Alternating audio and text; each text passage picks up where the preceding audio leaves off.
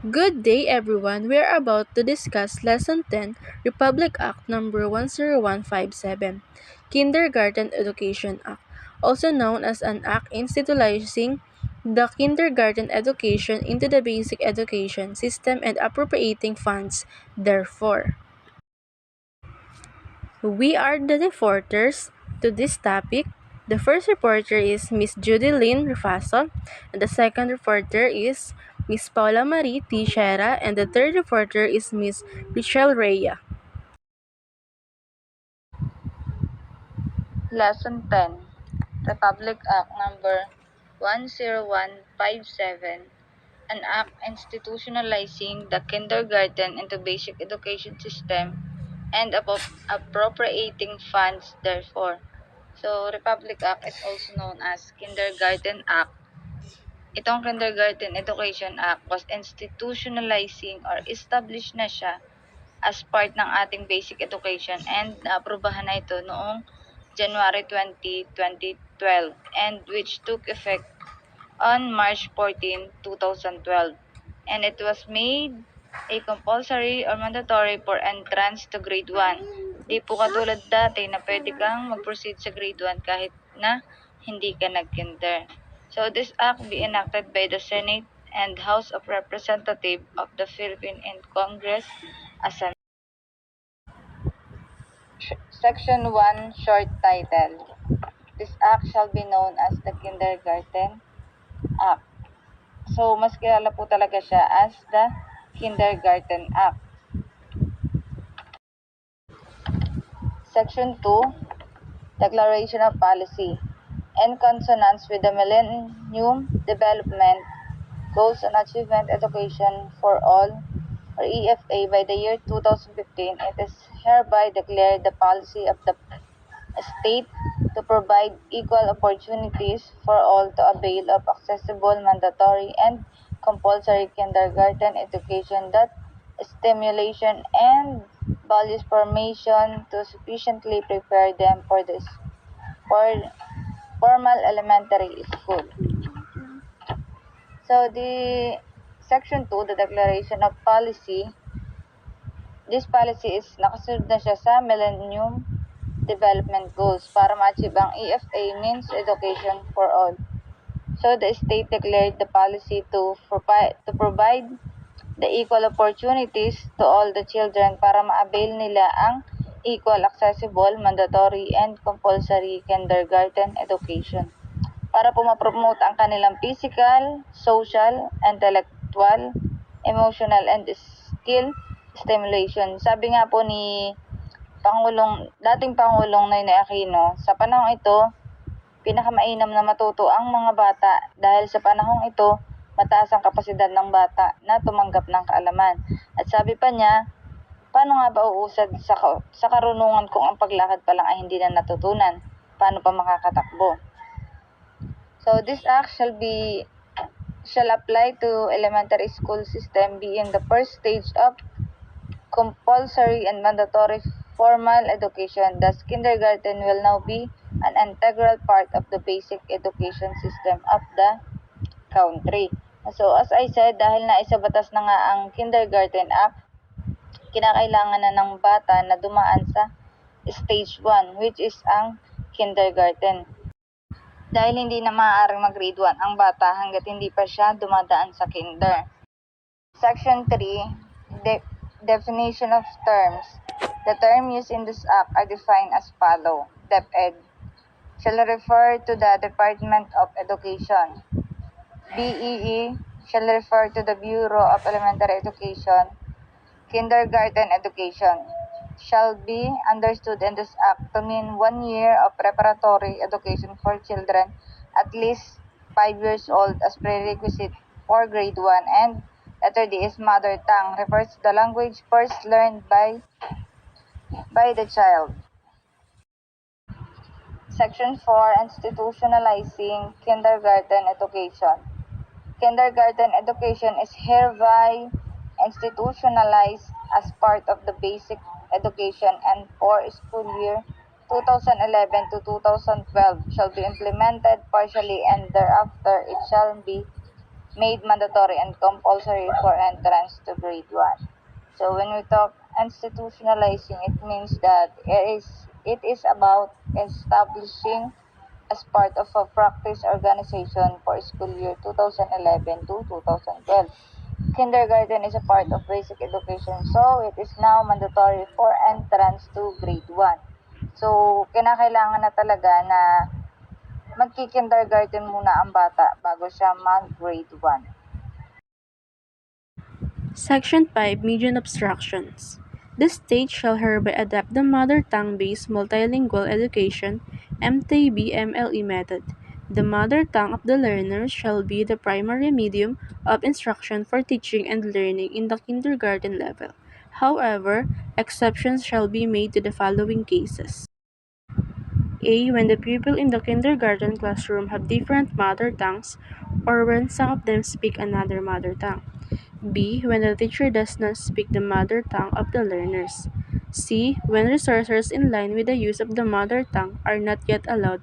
And letter D. When teachers are not yet trained how to use the MTB-MLE program.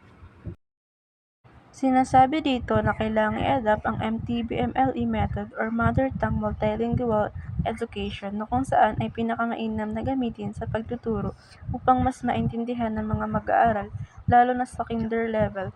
However, there are exceptions which I discussed earlier.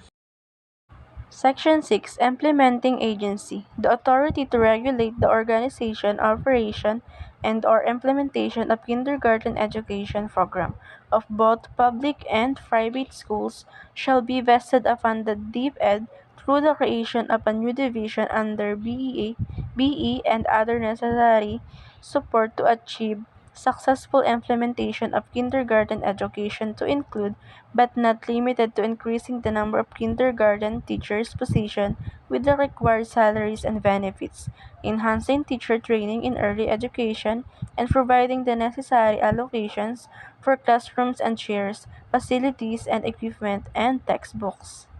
Sinasabi dito na ang programang kindergarten, mapapublic man or private, ay mas dinedevelop ng DepEd sa pamamagitan ng pagdadagdag ng kindergarten teachers na may kaukulang sahod, pati na rin ang pagtitraining nila ng early education at pagpo-provide ng mga kinakailangang gamit sa loob ng classroom gaya ng mga upuan, tables at mga aklat. Section 7 Duties, Power, and Function. The DepEd through the BE shall exercise the following powers and functions. A. Oversee and supervise the organization's operation and implementation of the kindergarten education program. B. Develop the curriculum for kindergarten education consistent with the universally accepted norms and standards, including values formation, all of which shall be developmentally appropriate and use of the MTB-MLE as a medium of instruction and to periodically review such for purposes of upgrading. C. Develop teaching strategies using the unique features of the MTB-MLE which shall include but not limited to the following. Number 1. The two-track method. Storytelling and reading, listening, story, oral communication activities. Number 2. Interactive strategies.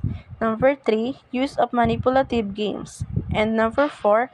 Experimental small groups discussion and total physical response, among others. The learning development material shall consist of the following at the minimum: 5. Listening story, 6. Small books, 7. Big books, 8. Experience story, and number 9. Primer lesson and lesson exemplars. Section 8 Appropriations. The DepEd shall immediately include in the program of the department the operationalization of the mandatory and compulsory public kindergarten education, the initial funding of which shall be recharged against the current appropriations for kindergarten education of the DepEd. Thereafter, such sums which shall be necessary for the continued implementation of the pre-public kindergarten education program shall be charged to the general fund and include in the annual General Appropriations Act. Sinasabi dito na may nakalaang pondo ang gobyerno para sa programang kindergarten na sinasabing i-charge ito sa general fund at include ito sa Annual General Appropriation Act. Section 9. Implementing rules and regulations. Within 90 days after the effectivity of this Act, the DepEd, in consultation with the Department of Budget and Management, shall promulgate the rules and regulations needed for the implementation of this Act. This section, sa loob ng 90 days after ma-approve, which is effectivity of this Act, then DepEd, with the help of Department of Budget and Management, dapat na ipahayag ang rules and regulation na nakapaloob sa batas. Sa ganitong paraan, maging aware sa effectivity ng nasabing Act. Section 10. Separability Clause. If any provision of this Act is held invalid or unconstitutional, the same shall not affect the validity and effectivity of the other provisions hereof. Sa section na ito, ang example nito ay a contract between two parties may have a separability clause that states if one part of the contract is found to be illegal, the rest of the contract will still be valid. Meaning to say, ang purpose ng separability clause ay huwag madamay ang buong kontrata ng buong business dahil lang sa isang ka-share which is illegal or invalid. Hindi maapektuhan ang isang legal na business dahil sa naging parte siya ng isang illegal na business. Yun ang nilalaman ng separability clause. Section 11. Repealing clause. Pertinent provisions of all other laws, decrees, executive orders, and rules and regulations contrary to or inconsistent with the provision of this Act are hereby repealed or modified accordingly. Sa section na ito, pertinent provision means fact or state na inihanda tungkol sa ipinapahayag o pinapasang batas. Kapag ang nasabing provisions ay hindi tugma doon, magkakaroon ng proseso or checking kung valid ba or makatotohanan ang isang act. Halimbawa, for promotion, doon nagkakaroon ng proseso na kailangan ang mga pertinent papers i-check kung pasok ba ang isang application for promotion. Section 12. Effective Clause. This Act shall take effect 15 days after its publication in the Official Gazette or in two newspapers of general circulation. Approved. Sa section na ito, the effectivity of this Act is within 15 days. Publication in Official Gazette. It is the official journal of the Republic Act of the Philippines. Newspaper of general circulation means newspapers other than those intended to serve a particular defined population such as the publication of professional and trade association.